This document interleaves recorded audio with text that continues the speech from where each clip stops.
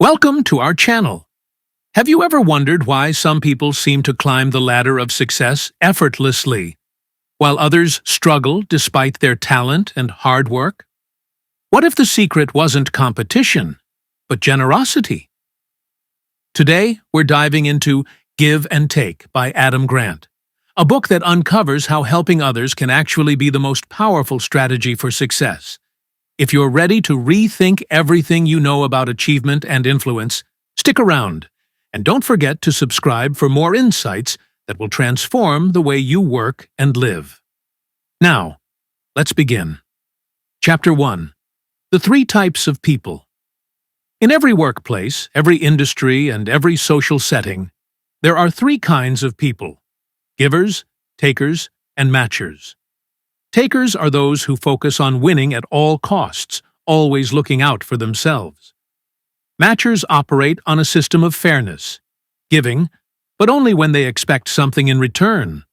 And then there are givers, the people who help others without immediately expecting anything back. Society often assumes that being a taker is the best way to get ahead. We see ruthless individuals succeed, and it reinforces the idea that selfishness is a winning strategy. But Adam Grant's research tells a different story, one that turns conventional wisdom upside down. The people who rise to the top of their fields aren't the ruthless takers. They're the givers. But here's the twist. The people who sink to the bottom are also givers. So what separates successful givers from those who get taken advantage of? That's where this journey gets interesting. Chapter 2. The Surprising Strength of Givers. Givers may seem like the underdogs in a world that glorifies self-interest, but the reality is far more complex. Some of the most successful people in history, think of Abraham Lincoln, Oprah Winfrey, and even some of the greatest business leaders, built their legacies on giving. They weren't just generous. They were strategic in how they gave. They found ways to help others while also advancing their own goals. Successful givers understand one key principle. Helping others doesn't mean sacrificing your own ambitions. Instead, they create value for others in ways that also create opportunities for themselves. They build strong networks, earn loyalty, and become the kind of people others want to see succeed. Chapter 3. Why Takers Lose in the Long Run. Takers may win in the short term. They know how to charm, how to manipulate, and how to get what they want. But over time, their reputation catches up with them. People start to notice patterns of selfish behavior. Bridges burn, and suddenly, those same people who helped them rise are nowhere to be found. Adam Grant shares the story of famous business figures who built their careers on taking, only to fall from grace when their selfishness was exposed. It turns out, success isn't just about what you achieve. It's about how you achieve it. And the takers? They almost always leave a trail of resentment behind them. Chapter 4. The Power of Reciprocity. Matchers, those who balance giving and taking, play by the rule of fairness. If someone does something for them, they feel an obligation to return the favor. It's a system that works, but it's also limiting.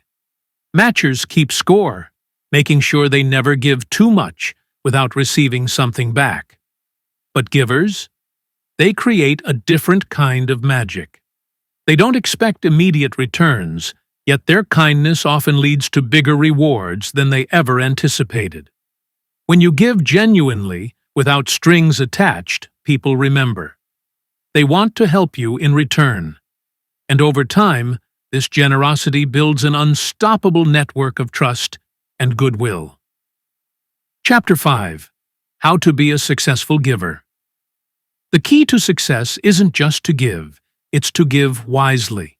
The givers who thrive aren't the ones who let themselves be walked over. They know when to say no. They understand that helping others doesn't mean neglecting their own needs.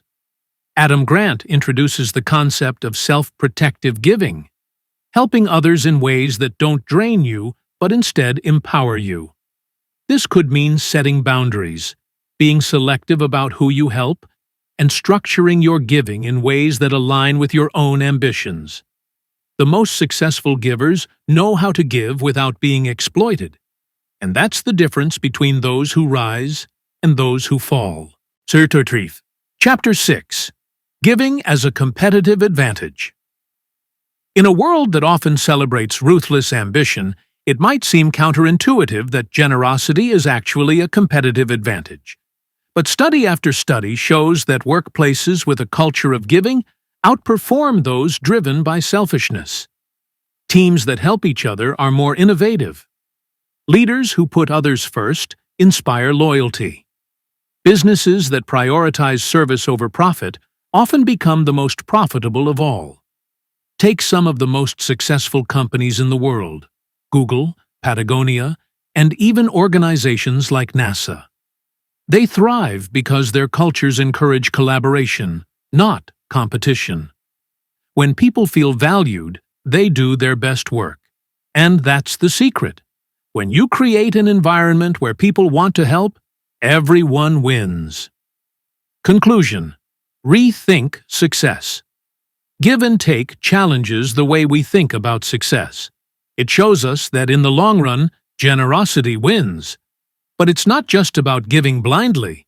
It's about giving strategically, building relationships, and creating a cycle of success that lifts not just yourself, but everyone around you. So ask yourself, are you a giver, a taker, or a matcher? And more importantly, how can you start using generosity as a tool for real, lasting success? If this video gave you a new perspective, don't forget to like, subscribe, and share your thoughts in the comments. How has giving or taking played a role in your own journey? Let's start a conversation. See you in the next video.